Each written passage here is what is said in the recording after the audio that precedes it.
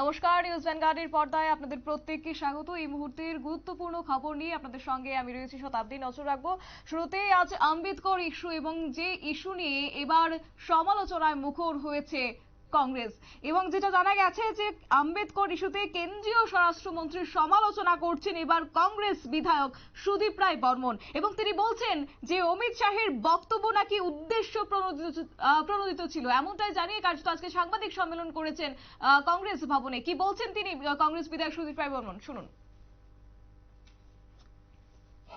সারা দেশ জুড়ে আজ এবং কাল কংগ্রেস এমপিরা, ওয়ার্কিং কমিটির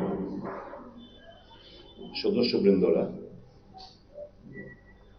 এই সাম্প্রতিক রাজ্যসভায় দেশের স্বরাষ্ট্রমন্ত্রী দ্বারা যে কুরুচিপূর্ণ, অসম্মানজনক বাবা সাহেব আম্বেদকরকে নিয়ে যে কটূক্তি, যে মন্তব্য করেছেন, তাতে শুধু কংগ্রেসেরই নয়, শুধু তফসিলি জাতি, আদিবাসী কিংবা পশ্চাৎপদ শ্রেণীর লোকরাই নয়, প্রত্যেকটি ভারতীয় মর্মাহত, এবং তাদের, আমরা মনে করি তাদের উপর বিশাল বড় মনের ভিতরে একটা আঘাত আনা হয়েছে এই কুরুচিপূর্ণ মন্তব্যের প্রেক্ষিতে। আপনারা জানেন, leader of the opposition leader of Rajya Sabha এবং এলওপি লোকসভায় ওনারা স্পিকারকে এবং রাজ্যসভার চেয়ারম্যানকে চিঠি লিখেছিলেন যে যেহেতু সংবিধান গৃহীত হওয়ার ৭৫তম বছর, কনস্টিটিউশনে একটা আলোচনা হোক পার্লামেন্ট, এবং স্পিকার এবং রাজ্যসভার চেয়ারম্যান তাতে সম্মতি জানিয়েছেন এবং আলোচনা শুরু হয়। আলোচনা করতে গিয়ে কংগ্রেস যখন এই সংবিধান রচনা, তার অ্যাডপশন, তার গৃহীত হওয়ার প্রেক্ষাপট নিয়ে এবং বর্তমান কিভাবে সংবিধানের উপর আঘাত আনা হচ্ছে নিয়ে যখন একের পর এক বক্তারা বক্তব্য রাখতে শুরু করলেন, শাসক গোষ্ঠীর তরফ থেকে একে তো হচ্ছে তাদের তরফ থেকে কোনো আগ্রহ ছিল না, ইনিশিয়েটিভই ছিল না এ নিয়ে আলোচনা করা। যখন আলোচনা শুরু হলো, ট্রেজারি বেঞ্চের তরফ থেকে, শাসক গোষ্ঠীর তরফ থেকে এই সংবিধানকে অবমাননা, খাটো করে দেখানোর এবং তাদের যে মাইন্ডসেট, যে মনুস্মৃতির চিন্তা। আপনারা শুনলেন কংগ্রেস বিধায়ক সুদীপ রায় বর্মনের বক্তব্য, এবং তিনি বলছেন যে কেন্দ্রীয় স্বরাষ্ট্রমন্ত্রী অমিত শাহ নাকি বাবা সাহেব আম্বেদকরকে অপমান করেছেন এবং সেটা নাকি সমস্তটাই উদ্দেশ্য প্রণোদিত, এমনটা অভিযোগ আজকে তিনি তুললেন, এবং তারই পাল্টা প্রতিক্রিয়া দিলেন আজকে রাজ্য বিজেপির সভাপতি তথা সাংসদ রাজীব ভট্টাচার্য। তিনি কি বললেন শুনুন।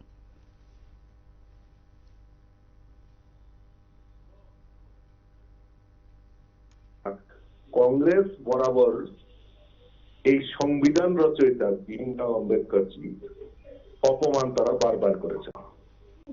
সংসদে আমাদের মাননীয় অমিত শাহজি উনি যে বক্তব্য রেখেছেন, এই বক্তব্যটাকে কাটিং করে তারা মানুষের, দেশবাসীর কাছে মিথ্যা অপপ্রচার চালানোর একটা প্রয়াস করছে। আমি প্রশ্ন রাখতে চাই এই কংগ্রেসীদের কাছে, ভীমরাও আম্বেদকরজি উনাকে এই কংগ্রেসীরা বারবার নির্বাচনে উনাকে হারিয়েছেন এবং সংসদে উনাকে প্রবেশ করতে দেওয়া হয়নি। উনি বাধ্য হয়ে এই তার প্রতিবাদে উনি আর সংসদে কোনোদিনও আসেননি। বারবার আক্রান্ত হয়েছে ভীমরাও আম্বেদকরজি এবং এই দলিত বিরোধী। গত 2 দিনে যদি আমরা সংসদের পরিস্থিতি আমরা দেখি, তাহলে দেখতে পারবো যে গত 2 দিন আগেই আপনারা দেখেছেন হয়তো, বা মিডিয়াতে প্রচার হয়েছে, আমাদের একজন প্রবীণ সাংসদ, যিনি আমাদের উড়িষ্যা বালেশ্বর থেকে নির্বাচিত সাংসদ প্রতাপ সারেঙ্গিজিকে সংসদে ঢুকার মুখে উনি ধাক্কা দিয়ে ওনাকে আহত করেন এবং নাগাল্যান্ডের একজন মহিলা রাজ্যসভার সাংসদ নির্বাচিত কনিয়াকজি, ওনাকে উনি অকথ্য গালিগালাজ করে রাহুল গান্ধী এবং ওনাকেও মারার জন্য উপক্রম হয়, উনি অল্পতে রক্ষা পান। এতে প্রমাণিত হয় যে কংগ্রেস কোনোদিনই তারা এই সংসদীয় গণতন্ত্রকে তারা কোনো সময় মানে না এবং গুন্ডাগার্দি তারা সেটা বারবার প্রমাণিত হয়েছে এবং সেদিনও ওনার এই উদ্ধত আচরণের জন্য আমরা নিন্দা জানাই এবং প্রমাণিত হয় যে কংগ্রেস মহিলা বিরোধী, কংগ্রেস দলিত বিরোধী, কংগ্রেস জনজাতি বিরোধী এবং এইভাবেই দেশকে পরিচালিত করার একটা প্রয়াস সারা জীবন করে এসছেন, এখনো করার স্বপ্ন দেখছেন। তাই আমরা এই জিনিসটাকে খুব নিন্দা জানাই, ধিক্কার জানাই। কংগ্রেস আজকে বড় বড় কথা বলছেন আম্বেদকর সম্পর্কে, কিন্তু আম্বেদকরকে প্রকৃত যদি সম্মান দিয়ে থাকেন তাহলে আমাদের মোদিজি দিয়েছেন। 5টি তীর্থক্ষেত্র যেখানে ভীমরাও আম্বেদকরের জন্মস্থান, কর্মভূমি এবং যেখানে উনি পড়াশোনা করেছেন, সমস্ত জায়গায় এমন 5টি স্থানকে ওনারা আমাদের মোদিজি সেখানে তীর্থক্ষেত্র করানোর প্রয়াস উনি করেছেন এবং সেখানে ভীমরাও আম্বেদকরের মূর্তি স্থাপন করা এবং ওনার এই জন্মভূমি, কর্মভূমি সমস্ত 5টা ভূমিকে তীর্থস্থান হিসেবে উনি স্বীকৃতি দিয়েছেন। তো এই যে ভীমরাও আম্বেদকর এবং সংবিধানকে, আমাদের সংবিধানের কথা ওনারা বলছেন যে সংবিধান বিরোধী বা সংবিধান পরিবর্তন। আমি জিজ্ঞেস করতে চাই আজকের দিনে 370 ধারা কাশ্মীরে, 370 ধারা সেখানে টেম্পোরারি সেখানে প্রভিশন রাখা হয়েছিল। দীর্ঘদিন ধরে ভারতবর্ষের স্বাধীনতার এত বছর পরেও 370 ধারাকে সেখানে বলবৎ রেখে সেখানে এক নায়কতন্ত্র কায়েম করার প্রয়াস করেছে এবং শুধু তাই নয়, 35A সংসদে কোন রকম আলোচনা ছাড়াই তারা এই সংবিধান বিরোধী কাজ করেছে। 356 ধারা আজকে ভারতবর্ষে কতবার লাগানো হয়েছে? বিজেপি সরকার আসার পর ওনারা বলুক না কয়টা স্থানে 356 লাগানো হয়েছে।